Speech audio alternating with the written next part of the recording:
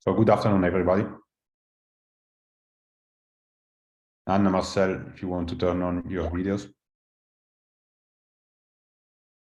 Morning. Hey, Marcel. Hello, Anna. Everyone. I think everything is set up to start. I see over 60 people in the Zoom. So, and you know, it's 1 minute past 2. So I would officially start this edition of PAM. So welcome everybody.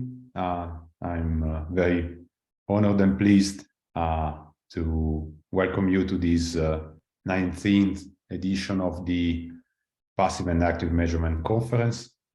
And my name is Marco Fiore. I'm the General Chair of PAM this year and a research professor at the IMDEA Networks Institute.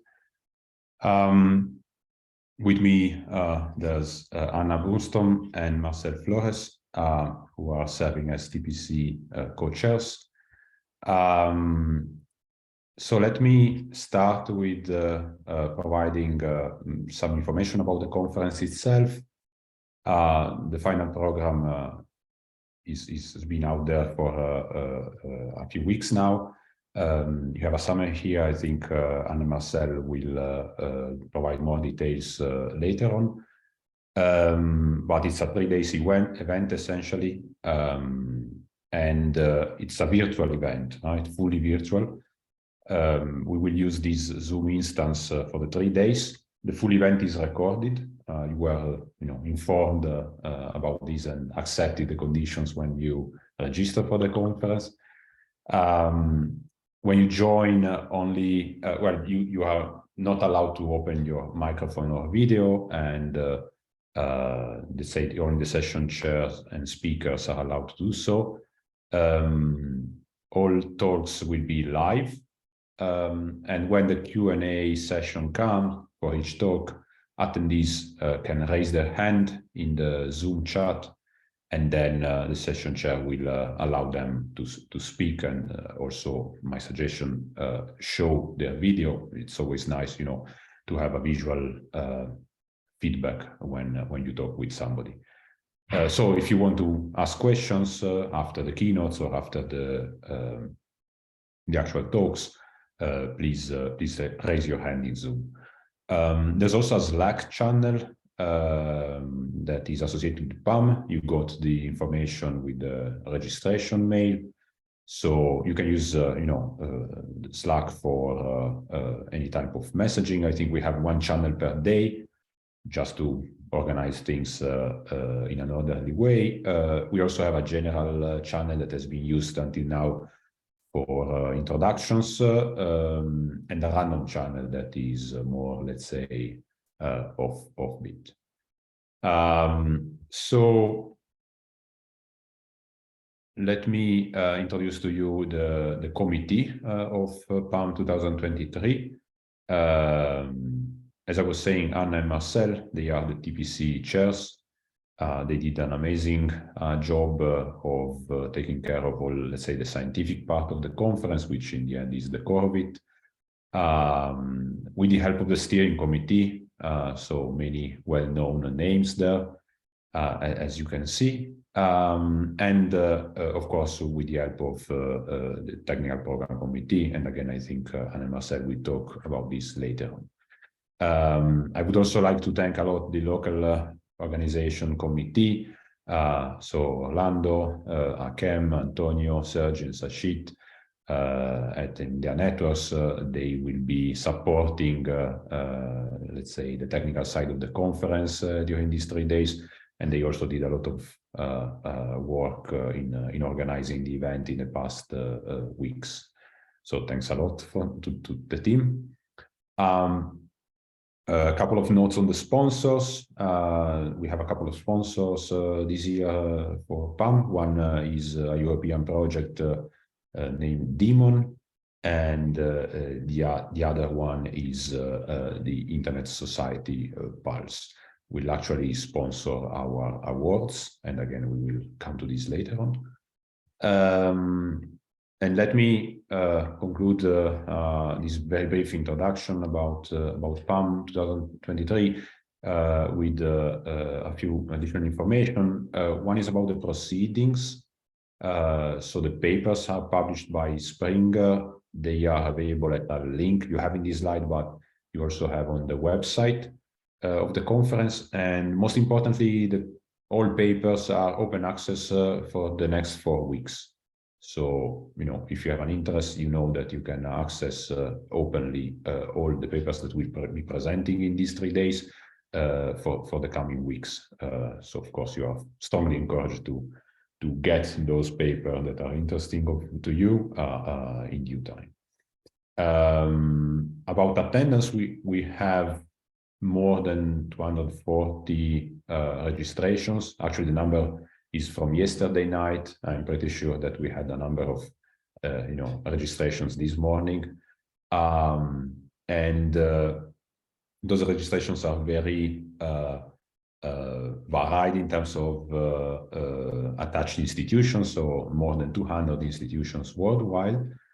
And a couple of graphs you see, let's say, in the slide refer to the breakdown of registered attendees in terms of their role.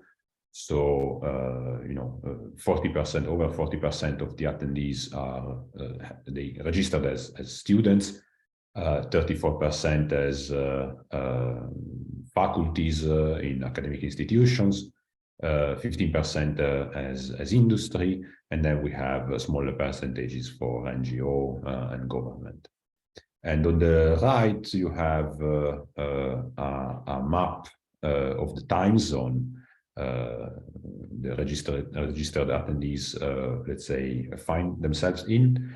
And you can see that PAM this year in particular attracted a lot of attendees from Europe, as well as United States. Those are the main two time zones, I would say, that are involved.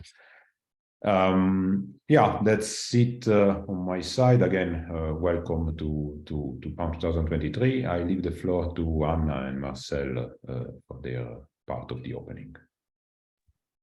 Hi, thanks, Marco. I'm Marcel Flores. I'm head of research at Edgio, and I'm here with Anna. Yes, hi everyone. So I'm Anna Brunström, and I'm the other TPC chair, and I'm a professor at Karlstad University in Sweden. So of course, Marcel and I are also very happy to welcome you all to PAM 2023.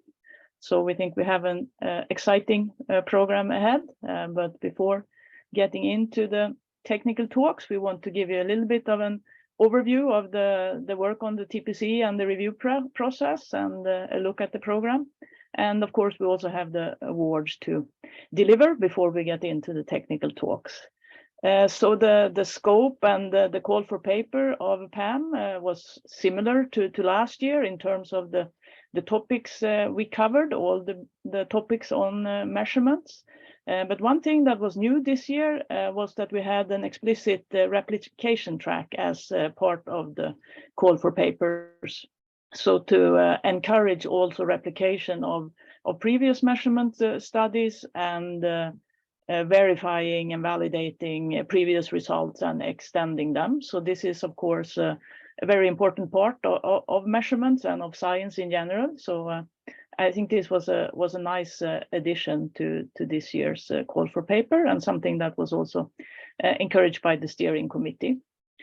The setup of the review process was also similar to last year. So two things that we continued that have been used before was the use of a review task force to help out in the review process, and also the habit of having an open call to accept applicants for TPC participation to broaden and increase the PAM community.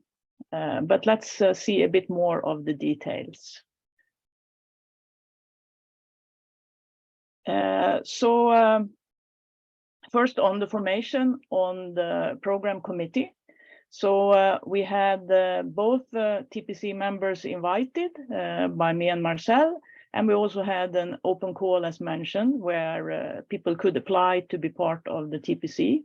And this, of course, to broaden the community and give new people a chance to also become part of the PAM community and the measurement community and gain experience on the review process.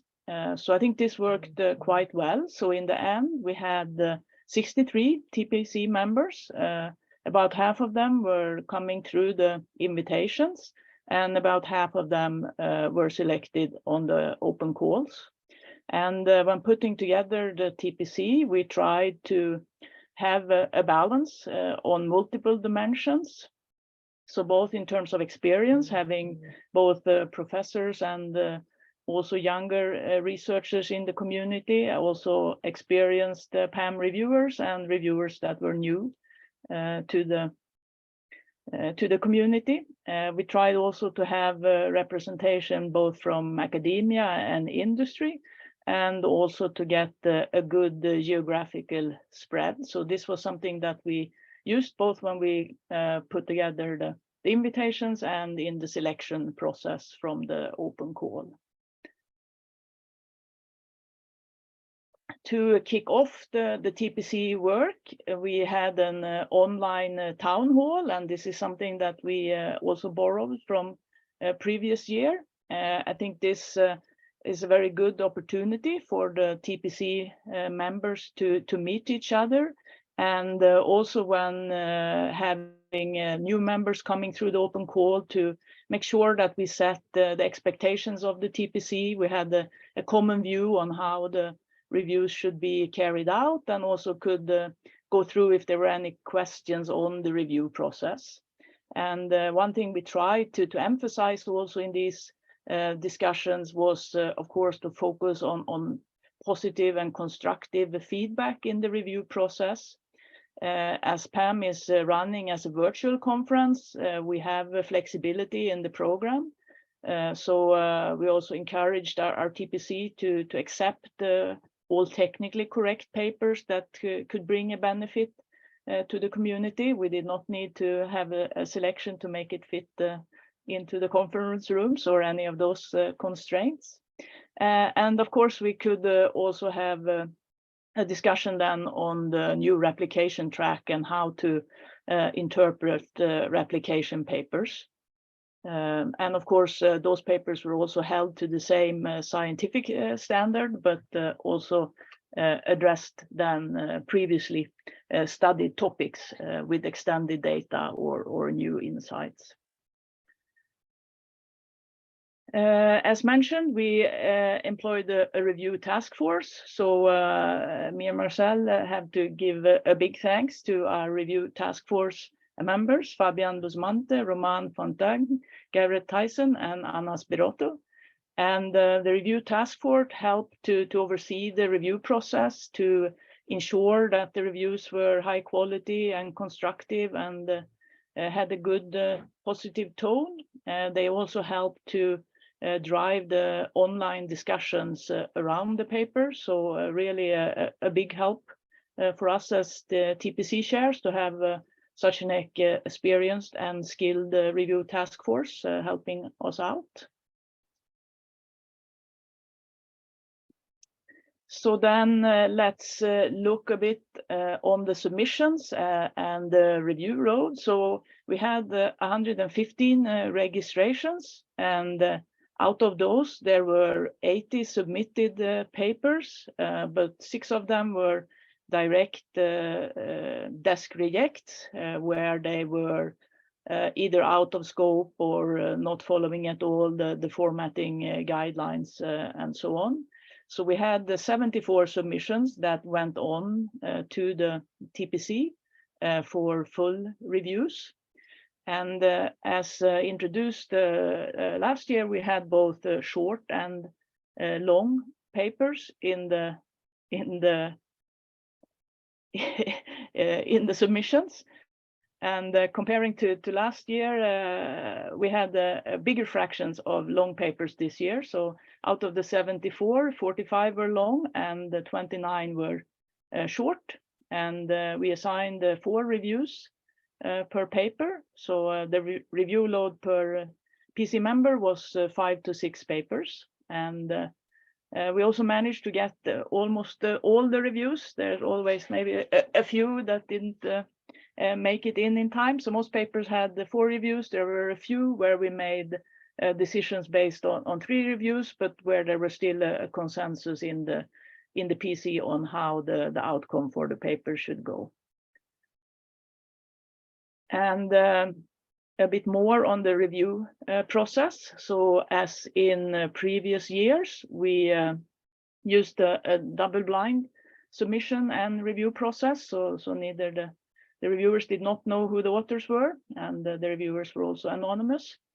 We didn't have any online PC meeting. Rather, we had 2 weeks of a discussion phase after the reviews were on among the TPC members to come up with a conclusion for each of the papers. And here also the review task force helped oversee a subset of the papers each and make sure that discussions progressed. And me and Marcel also jumped in a few of them to see that we had a consistent treatment of the papers. And we really had a very good online discussion phase with a lot of participation from the TPC members. And in the end, this resulted in 27 papers being accepted. And 19 of them also had a shepherd that helped improve the process. So out of the 74 reviewed papers, the short papers, we had 9 out of the 20 papers accepted. So just over 30%. And then for the 45 long papers, we had 18 out of them accepted, so 40%. So slightly higher acceptance rate for the long papers than the short papers, but not a big difference still.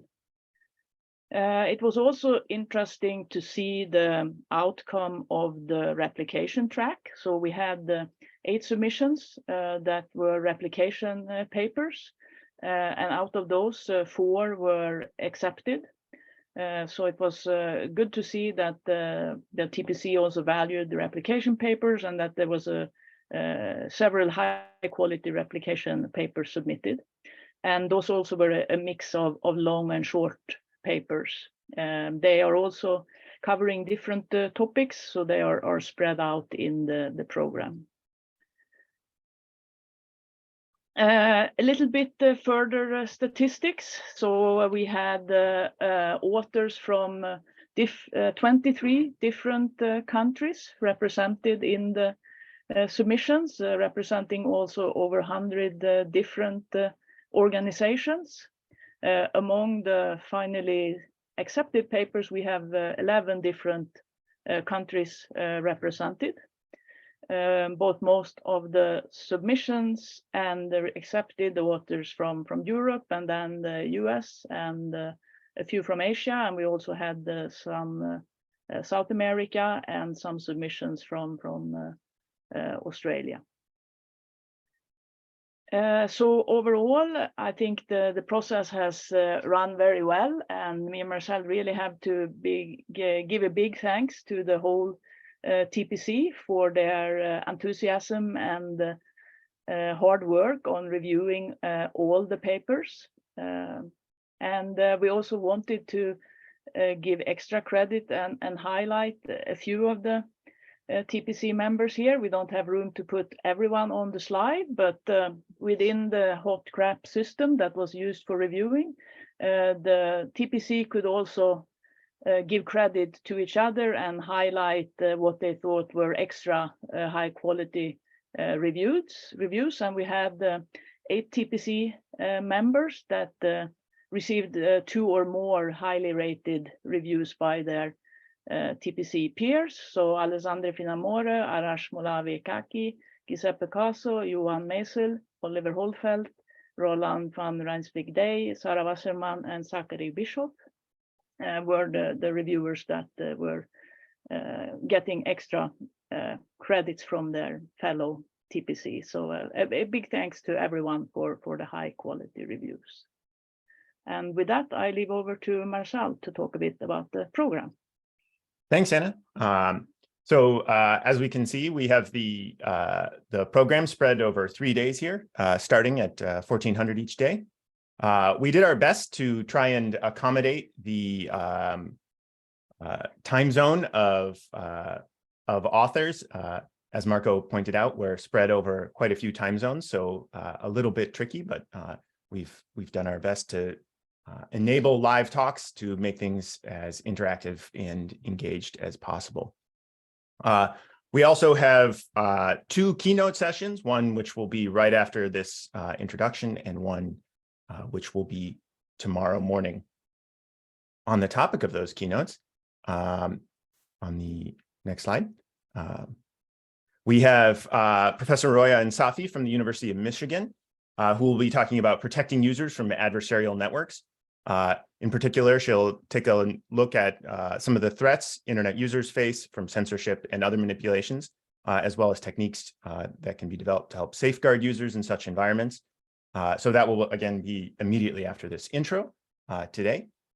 Second, we have Andra Lutu, who's a senior researcher at Telefonica Research, who will be giving us a deep dive into the interconnection in the mobile ecosystem, in particular, giving us a look at the complex world of IP exchange providers and some of the intricacies involved in their networks. And that will be tomorrow, first thing in the morning or afternoon, I suppose, as it may be. All right, so next up, we have the awards. This year, for the award committee, we selected 3 folks from the TPC. We had Matt Calder from Meta and Columbia, Daphne Tuncer from École de Paris Tech, and Steve Strohs from Fastly, who took a look at the nominated papers, which were, we selected the top nominated papers for each category from all the reviewed papers. And we had 2 awards this year.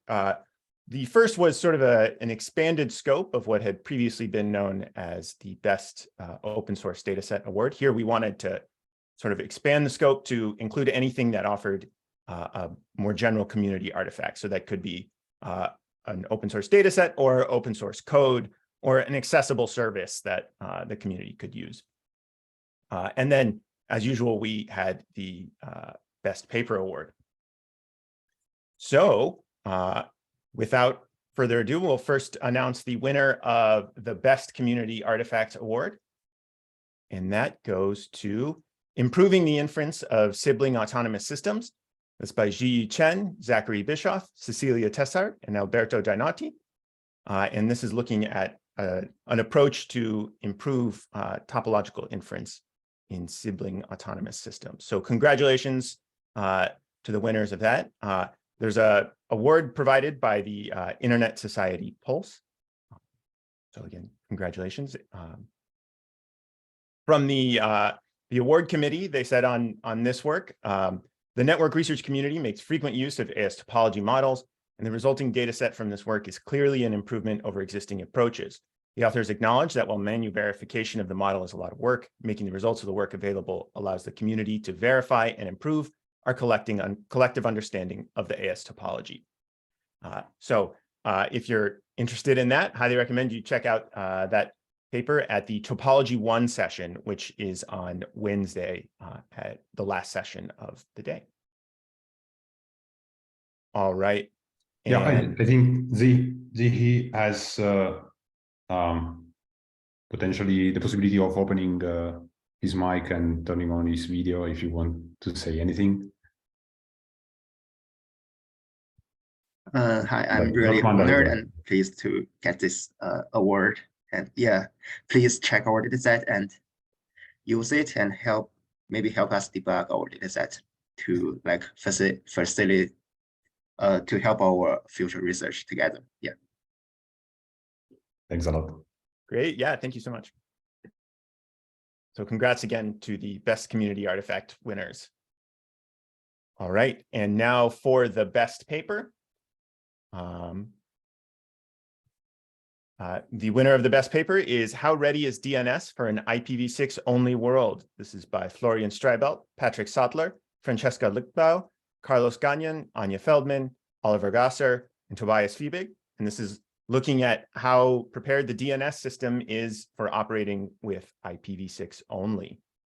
This also comes with an award sponsored by the Internet Society Pulse. On this work, the committee said, this is a well-structured long-term study of a key component on the way towards ubiquitous IPv6 deployment, marking out this paper that focuses on very specific parts of the Internet architecture with a much broader impact. The paper has a clear focus and presents clear results, including the impact of network centralization. And I think if we had any Florian, any comment on your side? Thank you. I'm feeling very honored, and I'm happy to sort of end my academic career here with this paper and this award, and finish my PhD soon. So yeah, very happy, and yes, I will publish the Git repo the next days. It's not yet ready. Excellent. The data and code will be there.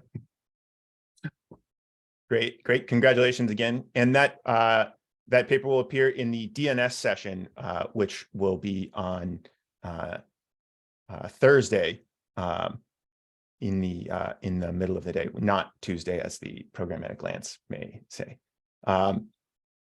So congrats again to both award winners there. Both very interesting works.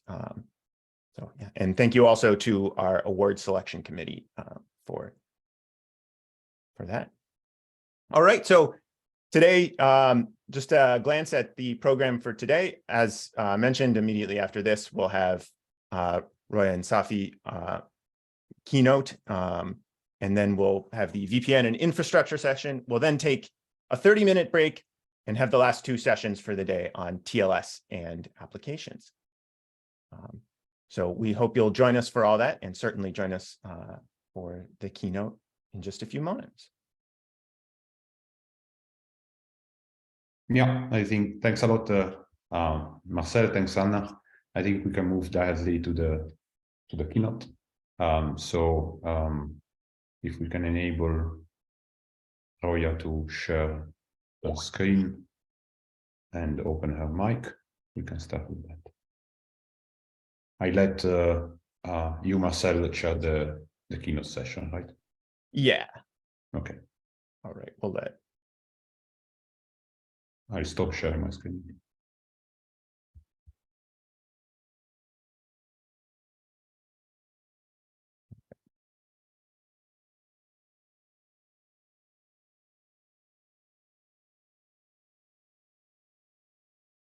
All right. Well, while we prepare there, so our first keynote for PAM 2023 today will be Professor Roya and Safi, who's going to tell us about protecting users from adversarial networks.